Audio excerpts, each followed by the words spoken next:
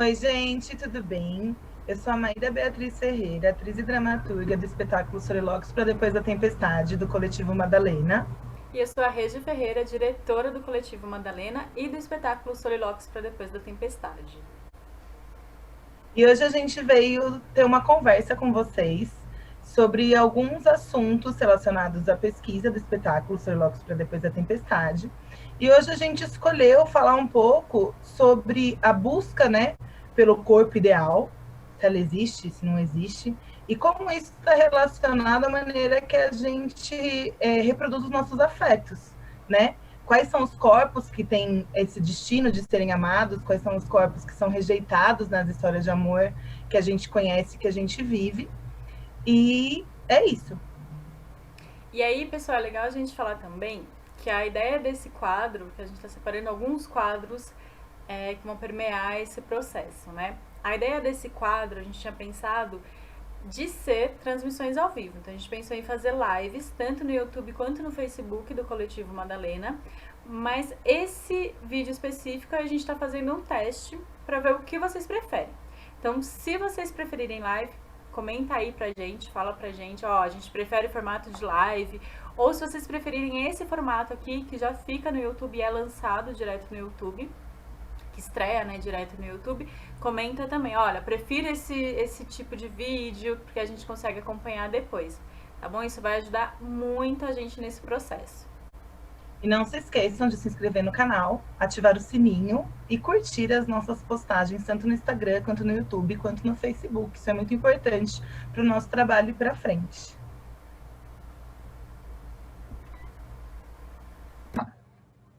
Então a gente vai começar falando um pouquinho nesse vídeo sobre como a gente começa a se relacionar, sobre como que são, quais são as referências, né, que fazem com que a gente entre num relacionamento ou que a gente crie expectativas sobre esse relacionamento.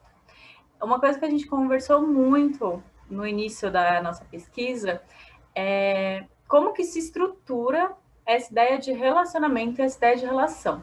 Então, a gente trouxe algumas referências, uma delas que eu acho que é muito importante, inclusive pensando na nossa construção, pensando na nossa subjetividade, que são os contos de fada.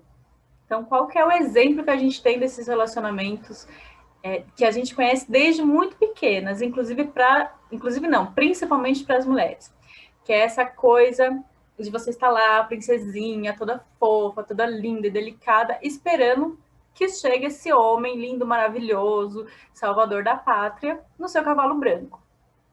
Então, a gente discutiu muito sobre como isso interfere diretamente na forma como a gente se relaciona, né? E na forma como a gente cria expectativas relacionadas aos namoros, aos envolvimentos românticos que a gente vai ter no futuro.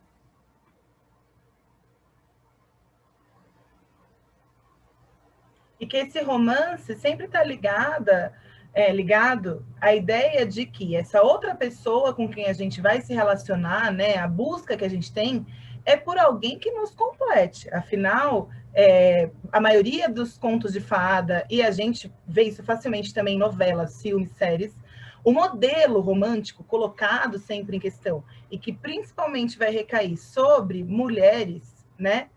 Vai ser o de que a pessoa com quem a gente se relaciona faz parte da gente.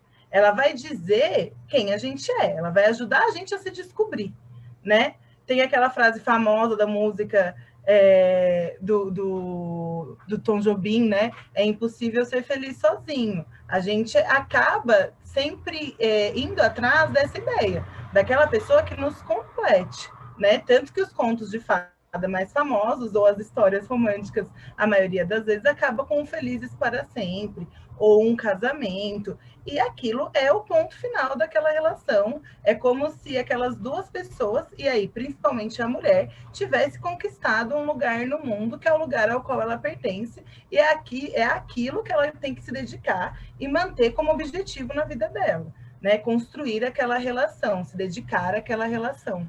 E é muito engraçado, Mar, quando você traz esse ponto também, que é uma coisa que sempre me chama a atenção desde criança, assim, na real.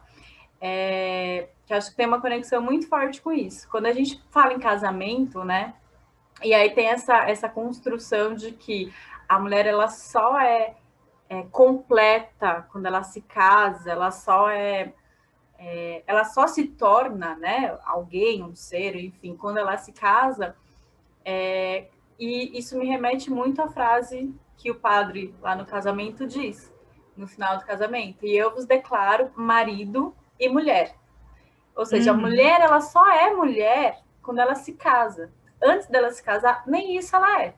Ela é tão incompleta, né, na relação dela com o mundo, que nem mulher ela é antes de casar. Então, o casamento ele vem, e aí o casamento a gente pode trazer também como as relações, né, as relações amorosas em geral, que ele é tão enfiado goela abaixo, né, na mulher, que ela só é completa, ela só se torna alguém a partir do momento que ela tem esse relacionamento. Se ela não tem esse relacionamento, se ela não concretiza esse relacionamento, ela não é nada. Nem uma mulher, sabe? Isso eu acho que é uma coisa que é muito forte, assim, mesmo nesse momento que a gente está falando de muitas desconstruções, né? E a gente já tem desconstruído muitas coisas em relação a isso. A própria ideia de casamento, né? A própria imagem de casamento e de relação, acho que ela ainda é muito forte nesse lugar, de que a mulher só é completa, de que o ser humano só é completo. E aí talvez o ser humano não, porque mesmo pensando nas músicas do Jobim, se a gente for pensar, isso não se concretiza de uma forma tão forte nos homens. Então, o homem, ele é completo sozinho, o homem, ele já é homem. Ele se torna um marido. Ele não se torna homem quando ele se relaciona, né? Ele é o marido. A mulher que se torna mulher, né? O padre, ele não fala, te declara marido e esposa, marido e marida. Ele fala marido e mulher. Então, o homem, ele já... e mulher. Exato. Ele não fala isso. Então, o marido, ele se torna marido depois que ele se casa. A mulher, ela não se torna esposa depois que ela se casa, ela se torna mulher, que é, né, é muito mais forte que isso. E acho que essa relação, ela tá muito forte nessa disputa do patriarcado mesmo, né? Nesse lugar que coloca a mulher e o corpo feminino em geral nesse lugar de construção de família, de responsável pela família, de responsável por essa construção e de responsável também por manter esse relacionamento. E quando a gente pensa nessa construção, a ideia da mulher segurar o homem, né? Tipo, manter o homem, manter o relacionamento, é toda da mulher. Ou quando a gente pensa, sei lá, me vem aquelas imagens das camisetinhas, não sei se você já chegou a ver, mas que é a mulherzinha lá casada, noivinha, e o cara, tipo, game over. Como se fosse isso, assim, a vida do homem, ela se destrói depois que é casado, porque aí ele não vai farrear, ele não vai ser feliz, ele vai, né? E a da mulher, ela faz o quê? Se completa, se constrói a partir daquele momento, porque antes desse momento, você não era nada, você não era nem mulher, fia. Isso eu acho muito forte, e como se constrói nos relacionamentos, né? Isso para mim tem sido visível cada vez mais. Não é só o casamento, a gente está falando do casamento, né, como uma construção social, mas está tão imbuído na gente, está tão subjetivo ali, né, enfiado, que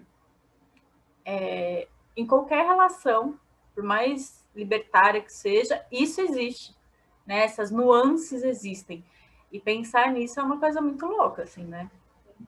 Eu acho que a gente pode pensar em muitas coisas a partir do que você falou, né, amiga? Acho que primeiro são... Se a gente pensa nos afetos em geral, essa busca dessa completude, a gente tem também nas nossas amizades, a gente tem ciúmes de amigos, de amigas, né? A gente tem com os nossos familiares, a gente aprende essa maneira de se relacionar, que é o amor romântico em si, né? E aí, quando a gente pensa nas palavras, por exemplo, né, o valor que você fala, de você falar minha mulher e meu homem, é muito diferente. O meu homem, né, normalmente, quando a gente pensa no modelo heteronormativo de relação, não que a gente não reproduza esses tipos de relações quando outras pessoas estão se relacionando, então num relacionamento homossexual ou num relacionamento em que tem uma pessoa trans, a gente repete esses modelos heteronormativos, né? Ele é tão, como você falou, intrincado, né, enfiado na nossa subjetividade que a gente repete. É como se a gente não tivesse outra coisa para criar. em relação aos relacionamentos, né? Não tem outra coisa a ser seguida. Só um parênteses. Eu mesma, quando eu me casei, foi um ano de muita crise para mim, porque era como se eu não tivesse mais nada para viver. Porque mesmo eu tendo sido uma mulher que foi estimulada a estudar, a trabalhar, a ter uma subjetividade própria, né, com muito esforço, consegui construir isso para mim. Quando eu fui morar junto e depois marquei casamento, me casei, foi uma fase muito difícil, né? Por muitos motivos, que a gente vai vir a conversar, acho, se não hoje, em outro momento, porque tem a ver com a peça. Mas por um deles, de enxergar que, assim como nos contos de fada, assim como nas histórias, na maioria das histórias que eu conheci, eu cumpri aquilo que eu precisava cumprir na minha vida. Eu casei. Então, o que vem depois disso, né? Porque as histórias acabam aí. Exato. O que vem depois disso? Até por isso, eu gosto muito do livro que a gente indicou na sexta-feira, do Curso do Amor, que fala exatamente sobre isso. Ele está contando a história do depois do Felizes para Sempre. Do depois do se torna um marido e mulher. Mas voltando, né? Se a gente pensa o jeito que você usa, a gente usa meu homem. Aquilo te traz um status. Ele é meu homem, meu marido, meu namorado, né? A gente busca esses meus ao longo da vida. Isso é colocado como algo importante para a gente se construir como sujeito, e daí a gente já fala sobre essa construção do sujeito feminino, né? Dessas mulheridades. Agora, minha mulher está num outro lugar muito mais relacionado à posse, se você for pensar em como essas relações são colocadas na sociedade, né? Porque é a minha mulher que eu tenho controle do corpo, é a minha mulher que tem olhos só para mim. Então, são termos que eles são colocados de maneira muito diferente, não são equivalentes, não tem uma equidade, né? Teve um podcast que eu escutei, inclusive, que as pessoas que estavam falando, né, sobre relacionamentos, elas fizeram uma análise, eu acho que era a Rita Von Dante fazendo essa análise, da etimologia das palavras patrimônio e matrimônio. Matrimônio tem a raiz na palavra matre, mãe, que é o casamento. Está aí colocado já como principal realização das mulheres. O patrimônio é o quê? É dinheiro, é aquilo que você conquista. Então, mesmo você sendo uma mulher, você vai conquistar um patrimônio, que está na raiz da palavra pai, né? E aí, a família alinhando tudo aquilo que a gente tem que desejar. Afinal, para o patriarcado, uma das instituições mais importantes é a família. E o amor romântico talvez é um encontro de você poder dominar a mulher para ter a ideia, ter noção, né? Ter controle da hereditariedade dos seus filhos, né? É basicamente sobre isso. O resto é uma invenção que a gente foi reproduzindo e modernizando, né? Por isso que as pessoas ainda se casam. Enfim. E eu acho muito louco isso também, porque aí a gente toca pensando, né, no matrimônio e no patrimônio, né? A gente toca em algo que eu acho que é muito... acaba sustentando muito, né, essa origem da família e do casamento e de como as relações se estipulam, né? Que é o próprio capitalismo, assim, se a gente for pensar como que o patriarcado, ele alimenta o capitalismo e como que acaba sendo uma coisa só, né? Se a gente for pensar, essa questão da próprio essa posse que o homem tem sobre a mulher, é isso, assim, a mulher, eu caso com a mulher e eu tenho filhos com a mulher. Esses filhos vão fazer o quê? Eles vão ser obras, né? Eles vão trabalhar como sustentadores desse capitalismo, né? Que acho que é uma coisa que a própria Silvia Federici, ela fala, tem essa relação da mulher, né, a dona de casa, a mulher que tem filhos, a mulher que só fica em casa. Ela sustenta o capitalismo, né? Ela acaba gerando mão de obra, ela acaba gerando produtores que vão sustentar isso. E eu acho que quando a gente pensa nessa posse que os relacionamentos trazem, muitas pessoas elas distanciam isso, mas se a gente for pensar, é isso. O casamento, ele serve para, né? O Engels já falou lá atrás sobre isso, e eu acho que é muito assertivo.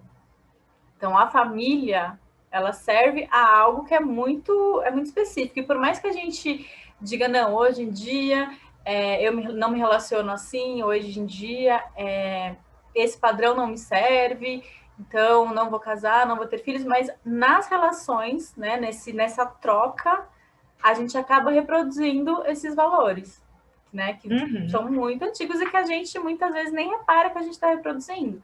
E aí eu acho que entra muitas coisas, entra os ciúmes, entra os próprios termos que a gente usa, né, entra, enfim, uma série de questões que a gente ia ter que ficar a noite inteira aqui falando sobre, mas Sim. que tá tudo aí, que é uma coisa só. Se a gente for pensar, você pega tudo isso e você vai ver, tipo, relacionamentos, gente, é isso. Moiô. E é muito louco ver como dá tão certo, porque parece ser uma escolha muito subjetiva, né? O se relacionar parece ser uma escolha nossa muito subjetiva. Mas quando você para ver as estruturas que aquilo significa, ela está alimentando todo esse sistema que você comentou, né? O sistema capitalista, o que precisa do patriarcado, que precisa da família, que precisa que isso se mantenha, né? E aí eu acho que é importante a gente pensar, primeiro, quem são esses corpos que são colocados como os aptos a viverem essas histórias, né, amorosas. Vamos pensar primeiro em amor romântico, né? Uhum. Como você falou no começo da sua conversa, a princesa ela é delicada, ela é frágil. Então você tem uma série de questões de como a feminilidade é construída, né? Existe um perfil, né? A gente parte, né, de ser aquilo que o homem não é.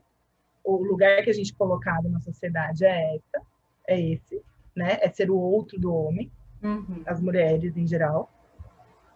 E aí você percebe que se você nasce com uma outra identidade de corpo, existe uma confusão na sua subjetividade de se você é merecedor daquele tipo de afeto e amor ou não.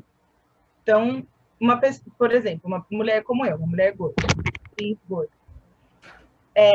eu lembro de ter um sofrimento muito grande na maioria das brincadeiras que eu tinha criança brincando de Barbie, ou com a maioria dos desenhos, ou novelas, ou qualquer coisa que eu assistia, porque eu entendia, né, eu acabava entendendo, eu acabava construindo comigo mesma que aqueles relacionamentos que aconteciam e que foram colocados para mim como um desejo na época, eles não iam acontecer comigo.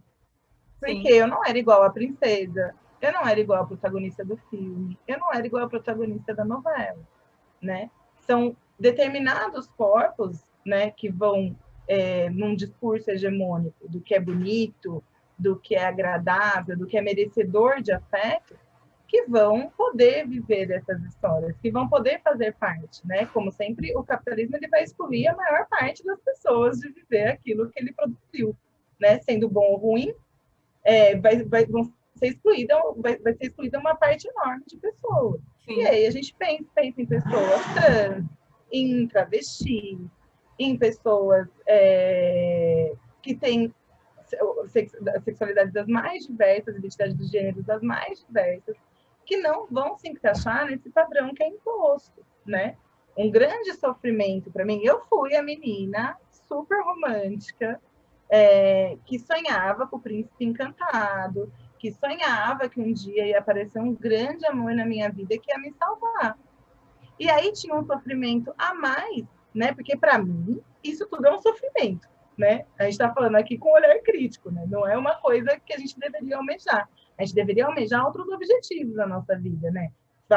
Sobre a nossa carreira, sobre o nosso bem-estar, sobre a nossa saúde, né? Mas esse nosso olhar é sempre num lugar da cuidadora, da que está amando pelo outro, para o outro, para construir o outro e nunca para si. Que é essa busca de uma completude no outro, né? E não em mim mesma, né?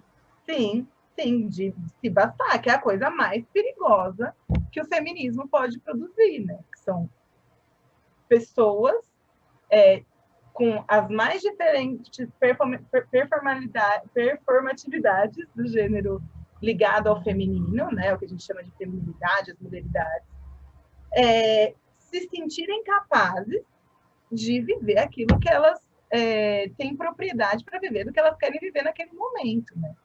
Então, mesmo muito criança, né, lá no interior de São Paulo, mesmo muito criança, eu entendia, hoje em dia eu entendo com estudos, mas eu já entendia nas minhas emoções que tinha um lugar muito lindo, preparado para as minhas amigas magras, normalmente brancas, de cabelo liso, e que eu, como uma menina gorda, uma menina negra, nunca ia acessar, né? Nunca ia acessar. E o tempo também, que essa história de me ligar ao outro, né? E acho que nisso eu estou falando sobre muitas vivências de outras pessoas, ficou muito para trás a minha identidade, né? O que eu era, como eu queria viver. Porque eu acho que é uma história que essa história do amor romântico, essa história de buscar alguém para viver com a gente, ela acaba ocupando um lugar muito grande na nossa vida por não ser algo que a gente aprende a refletir sobre, né? Na escola, por exemplo. É muito difícil você problematizar as relações, né? Problematizar o amor. E principalmente, aí... desculpa te cortar só, principalmente Imagina. Porque eu acho que, além de tudo isso, né, a gente falou de um nicho muito pequeno, que é o nicho dos contos de fadas. Mas a gente pensa nas músicas, a gente pensa nas novelas, que tem uma influência muito grande na forma como os brasileiros vivem, se relacionam e constroem a sua própria identidade social. Então, tipo, isso tudo é enfiado goela abaixo das crianças, né, das meninas, e aí não tem como você refletir sobre isso, porque isso vai sendo enfiado em você e você nem repara. Você só repara quando o estrago já está feito, né? Você até repara, né? Se a gente pensa nas nossas vivências, era disso que eu estava falando. Você entende que tem alguma coisa muito errada naquilo. A gente consegue entender. Mas a partir de que momento você começou a reparar, Má? Não, eu conseguia você entender reparava isso desde tinha criança? Alguma coisa... Então, tinha uma coisa muito de entender esse meu não lugar, né? De entender que eu me olhava no espelho, eu via uma menina bonita, eu gostava do que eu via, só que tinha uma sociedade imensa falando que do jeito que eu era, imensa foi até uma palavra ótima de se usar, tinha uma sociedade ali falando, não, mas do jeito que você é, do jeito que você existe, não pode ser. Porque você não está encaixada nesses padrões que falaram, né? Você não é frágil, você não fala baixo, você não é magra, você não é branca. Tem várias coisas aqui que você não está preenchendo, né? Então, esse desconforto em entender que eu não era a menina bonita, porque isso é um ponto importante, né? Você tem que ser o modelo da menina bonita, e ele é muito específico, e aí a gente já cai nessa outra prisão enorme, que é o mito da beleza, né? O ser bonita, o perseguir o padrão, o buscar a perfeição. Se a gente pensa em tudo que a cirurgia plástica cria, por exemplo, muitas das justificativas que a gente vai ter sobre, principalmente, mulheres que recorrem à cirurgia plástica, é de se tornar mais atraente para alguém.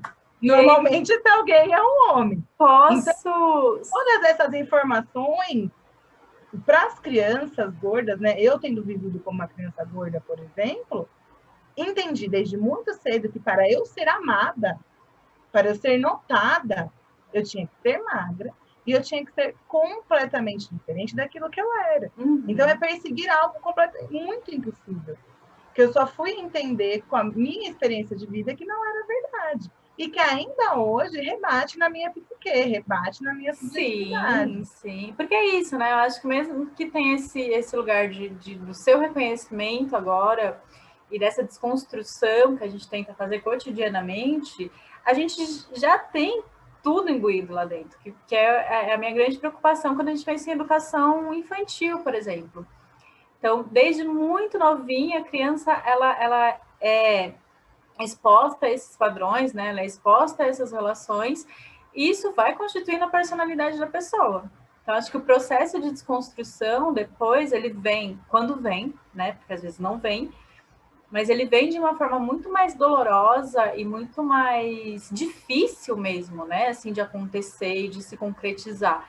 Porque eu acho que mesmo que exista, né, essa reflexão, sempre algo sempre vai esbarrar nesse momento de desconstrução, algo sempre vai esbarrar nessa autoestima que é repensada, reconstruída ali, né? Porque ela já foi tão fragilizada lá atrás que essa reconstrução, ela é quase uma construção, né? E eu acho que, de fato, ele é uma coisa muito, muito delicada e que sempre tem altos e baixos, né? Deixa eu só Até fazer um porque, adendo. lógico, Você comentou dessa questão do corpo, né? E do padrão da beleza e tudo mais. Não sei se você viu, provavelmente sim, uma foto da Anitta beijando sei lá quem, e aí aparece. É uma foto, tipo, que pega todas as celulites da coxa dela. Chegou a ver essa foto?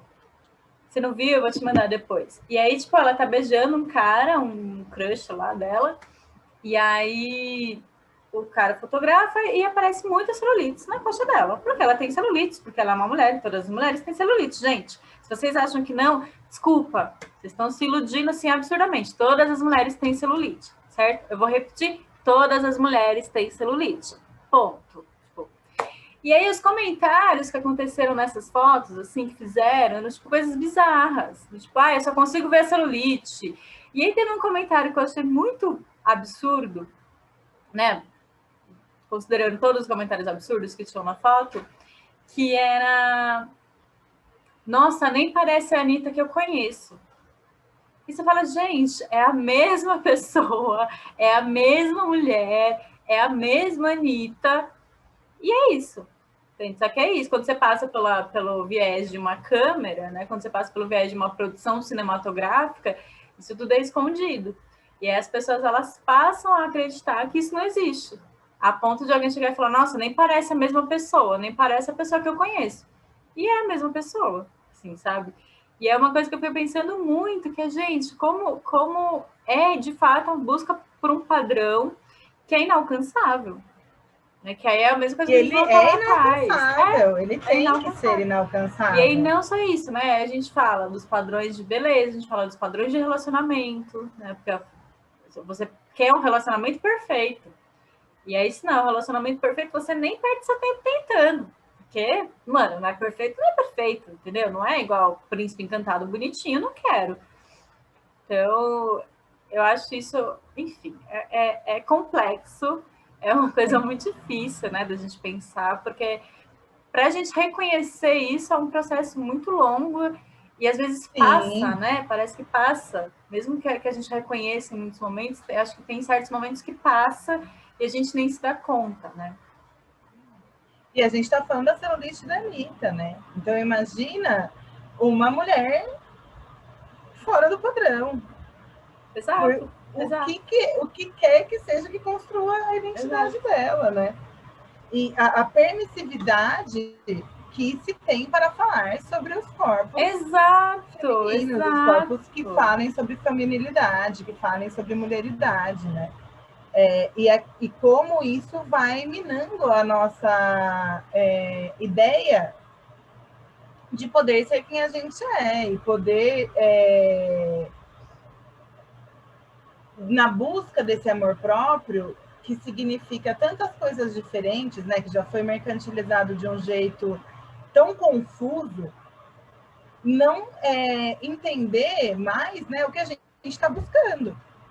E quando você consegue entender do que é construir a sua autoestima, do que é construir o seu amor próprio, você tem que conviver com uma sociedade que 24 horas por dia fala que o seu corpo está errado e que você não poderia existir do jeito que você existe.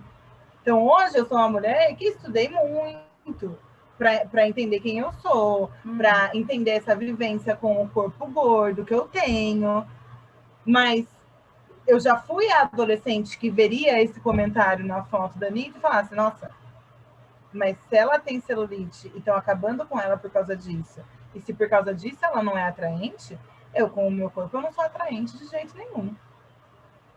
E aí a gente volta para o quanto principalmente corpos que performam o feminino, tem como objetivo, e não importa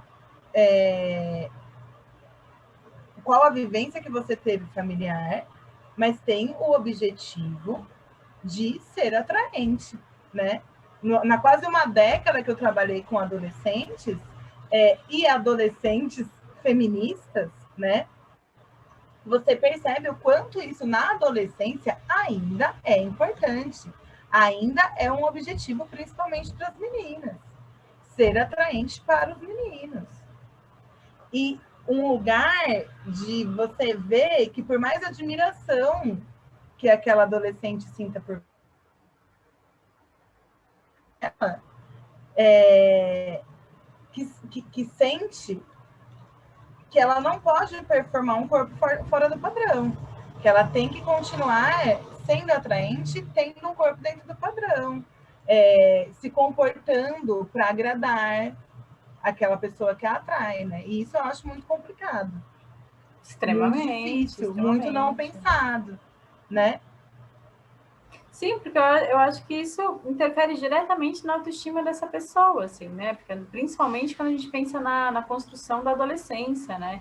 E do que isso vem a ser depois. A gente pensa nessas subjetividades, né? Do desenvolvimento da adolescência para a vida adulta, e aí essa autoestima, ela não é desenvolvida, né? De uma maneira saudável, isso vai reverberar na vida adulta. E aí que é isso, né? Aí quando você pensa em desconstruir isso na vida adulta, o trabalho é muito mais doloroso, né? É muito mais dolorido. Até porque isso não deixa de existir, esse olhar das pessoas. Exato. Não deixa de existir, né? Exato. Não deixa de existir. Você entender que você, com esse corpo, com essa representação no mundo, eu tenho a ciência, por exemplo, porque eu ainda não estou no mesmo lugar das minhas amigas magras e brancas. E eu nunca vou estar.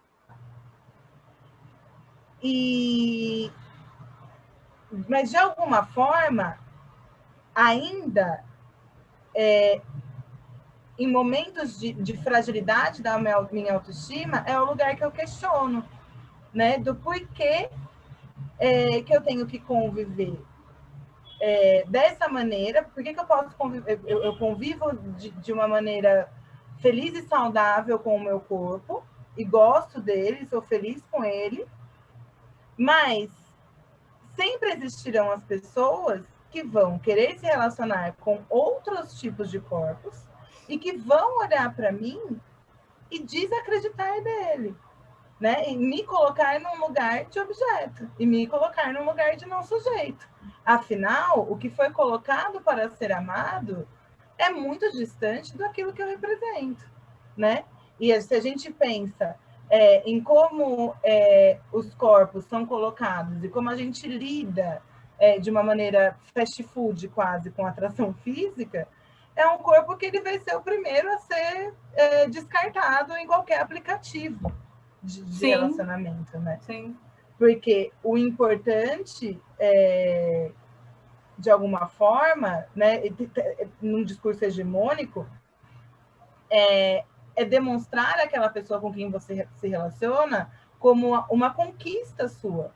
Então, quanto mais aquela pessoa se aproxima do ideal que a sociedade impõe, que é uma pessoa branca, magra, mais você vai ser bem-sucedido. É colocado como uma mercadoria também, né?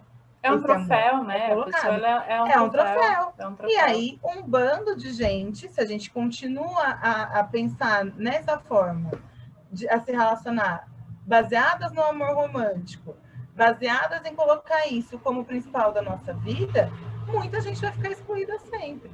Por isso que eu acho que a gente precisa aprender e construir novas formas de se relacionar, principalmente sozinhas, né? Principalmente, para a gente poder não buscar tanto da gente nas outras pessoas, para a gente poder entender quem a gente é e saber o porquê que a gente está se relacionando com o outro. Que eu acho que daí diminui muita coisa. Diminui a possessividade, diminui a cobrança, diminui... tudo fica mais leve, né? São afetos que eles vão ficar muito mais tranquilos. Sim. Acho que é isso, né, amiga? Falamos bastante hoje. Falamos. Acho que deu para pegar um pouquinho. Então... Vamos nos despedir, então? Vamos, amiga. Então, gente, é isso. Nosso primeiro vídeo. A ideia é esse bate-papo mesmo. Espero que vocês tenham gostado. E, como eu falei para vocês no início do vídeo, comentem, compartilhem, curtam, mas a gente precisa real saber se vocês preferem esse formato de vídeo gravado ou se vocês acham melhor uma live, tá bom? A gente está contando com essa troca aí, certo? Então, Além muito disso, obrigada a todos, todas e todes por terem visto o vídeo. Comentem, digam se vocês concordam, discordam, se vocês acham que tá certo, se tá errado. A gente tá aberto aí para trocas, tá bom? É isso aí, gente. Um beijo, até a próxima. Então, beijo, gente!